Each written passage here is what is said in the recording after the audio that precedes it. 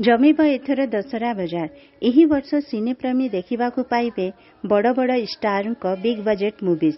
आसंतु जानिबा केउ स्टारक केउ मुवीज दशहरा रे रिलीज हेबाकू जाउची। नंबर 1 मूवी कर्म। कुहुड़ी परे सुपरस्टार अनुभव महांती आगामी चलचित्र कर्म रिलीज हेबाकू जाउची। कर्म होउची एक्शन और थ्रिलर मूवी। एही चलचित्र रे अभिनय करिसेंती अनुभव महांती, सूर्यमयी महापात्र, दिव्यादिशा महांती और सनोज कुमार। अमिय पट्टनायक प्रोडक्शन रो एही चलचित्र जेमिति कर्म करिवो सेमिति फल पाइबा उपरे आधारित। चलचित्र रो निर्देशक होउचंती अनुपम पट्टनायक, जे मूवी प्रतीक्षा तैयारी करिथिले। टीजर रे अनुभव महांती को साइको भाव रे शमशान रे गोटे कब्र खोलुथुबार देखा जाई अछि।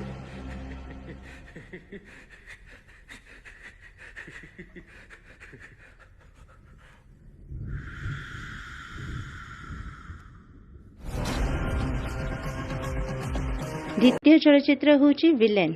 बहु दिन परे अर्धेन्दु साहू अभिनीत चलचित्र एही दशहरा रे मुक्ति लाभ करिबाकू जाउची। एही चलचित्र रे अर्धेन्दु विपक्ष रे अभिनय करुछंती तमन्ना व्यास। 5 कोटी बजेट रे तैयारी होइथिबा एही चलचित्र रे दर्शक साउथ स्टाइल देखिबाकू पाइबे। चलचित्र रे कहानी गोटे छोट सहरर युवक उपरे आधारित। केमिति से भिलियन पाल्टी जाउछंती। तृतीय चलचित्र होची सोनाक। पावर परे सोनाक होची बाबूसान का अपकमिंग एक्शन मूवी। गुरबी प्रोडक्शन रे तैयारी होइथिबा चलचित्र रे अभिनेत्री जने न्यू कमर। अन्य कलाकार माने हेले दीपानित दास महापात्र, कृष्णा कर और बबी मिश्र। सोनाक होची गोटे संस्कृत शब्द जहार अर्थ सुनारू तैयारी। चलचित्र रे कहानी चोरी और रक्षा उपरे आधारित।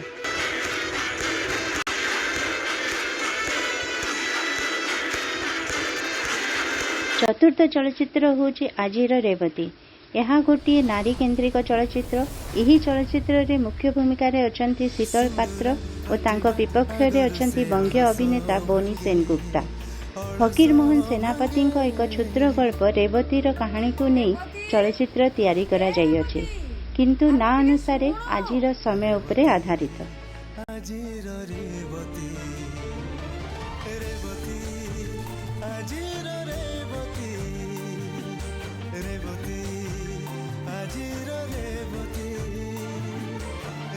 पंचम चलचित्र होची परब। जेपी मोशन पिक्चर्स रो एही चलचित्र सत्य घटना उपरे आधारित एक भिन्न धरणर चलचित्र। एही चलचित्र रे मुख्य भूमिका रे अछंती सिद्धांत महापात्र, अनु चौधरी, सूर्यमयी महापात्र और दीपानित दास महापात्र। एही चलचित्र रो कहानी ओडिशा और अन्य राज्य मध्य रे थिबा विवाद उपरे आधारित।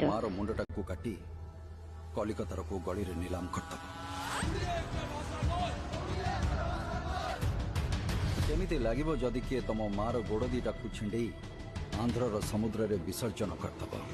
कोरापुट एवं मालकानगिरी पर एक गजपति ओडिशा आंध्र प्रदेश कोणी सीमांत रे तेजिछि विवाद। आपण क्यों चलचित्र देखिबाकू अपेक्षा करिसंती कमेंट सेक्शन रे निश्चय लिखि जणाइबे। एही प्रकार वीडियो देखिबाकू मो चैनल ब्यूटी ऑफ ओडिशा को सब्सक्राइब करिवे। धन्यवाद।